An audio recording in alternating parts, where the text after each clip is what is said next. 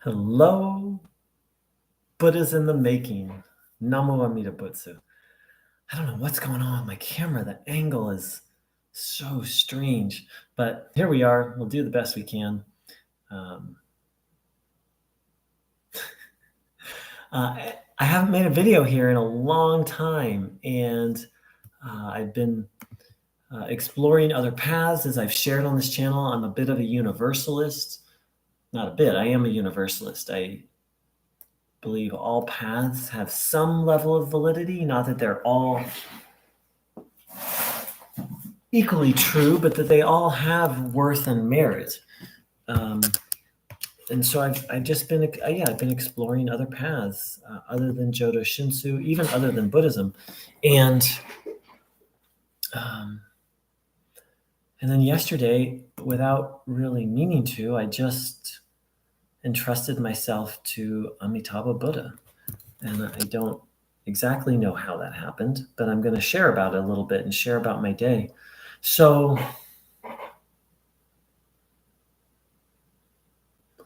I've been really struggling, deeply struggling the last couple months, internally and externally.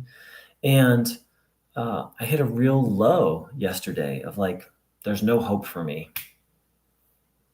There's really nothing I can do. I've tried everything.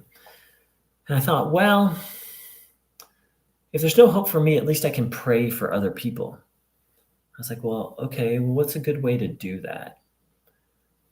And I thought of the mantra Om Mani Padme Hum, which I've done quite a bit of that in the past. And I like that mantra because it blesses.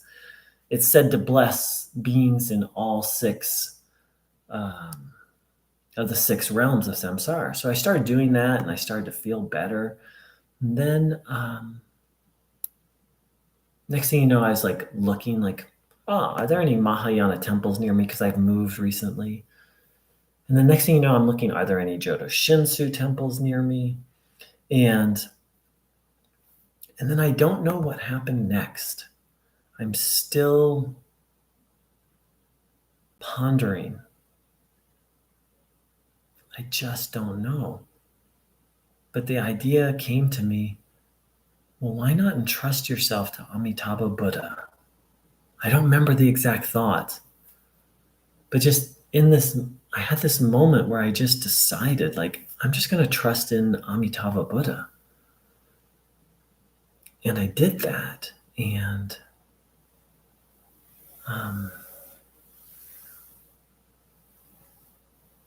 I started to feel really good. I was in a really, really dark place. And then I just started to feel good.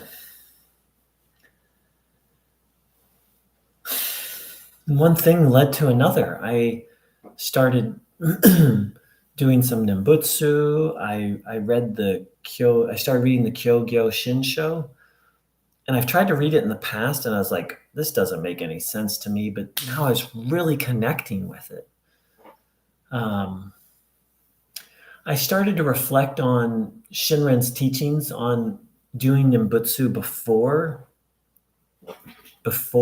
Shinjin, a topic I've talked about on this channel. And so I started doing some Nembutsu. But more than anything, what I started to do, which I've never done before, is I started talking to Amida Buddha like a friend. Like I just was like telling him everything. Like, this is how I feel. Like, yeah, I just started talking to him like a friend. And next thing you know, within like a very short time, I was feeling good and hopeful. And so I really spent yesterday really re-diving into Jodo Shinshu. I've read quite a bit of the Kyogyo Shinsho. I'm going to continue reading it. I picked up Paul Roberts' books, Shin Buddhism 101, which I've talked about here. I really love that book. And I'm going for it again. I'm going to dive in and see where it takes me. Sadly, there's not a Jodo Shinshu community near me, but I'm looking into virtual communities. And so I don't know where this journey is going to take me, but I'm going to share my insights with people. And I had a very, very profound insight yesterday, which actually I'll share right here, right now.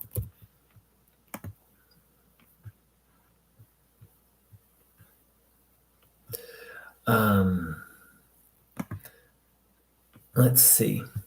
So one thing I've really struggled with is, well, why do I need to rely on Amitabha Buddha? Why can't I make my own efforts? And then I read something in the Kyogo Shinshu that was so helpful. So it said, concerning the manifestation of true and real virtues, there are two kinds of virtue. First, there is a virtue that is produced from a defiled mind and that does not accord with Dharma nature. Whether with regard to their cause or their fruition, the good acts of foolish human beings and devas and the recompense of human beings and devas are inverted, empty, and false. Hence, they are called untrue virtue. The second kind of virtue arises from the wisdom and pure deeds of the bodhisattva and adorns the Buddha's activities.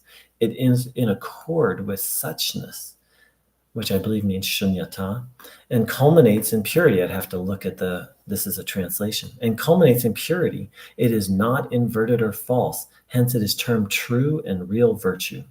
Why is it not inverted? Because it is in accord with suchness and in conformity with the twofold truths.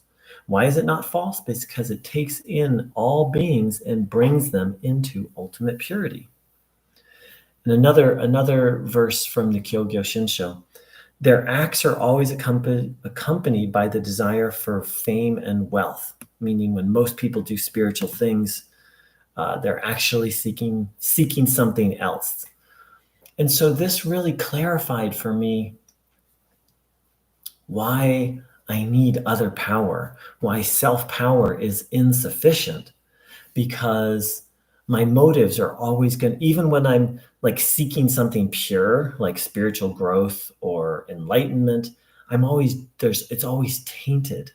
There's always, impure desires mixed in with it. And so this passage from the Kyogyo Shinshu really just popped my bubble of like the wisdom of relying on other power. It's like even when I try to do good, there's selfishness involved, and hence it brings a bad result. And that really speaks to my journey. I've been trying to grow spiritually for so long, and there have been little, and I have on a certain level, but on another level I haven't. And this is why, because it's not pure striving. I don't quite have the full words for it yet. I'm going to make a whole video. I plan to make a whole video on that topic. So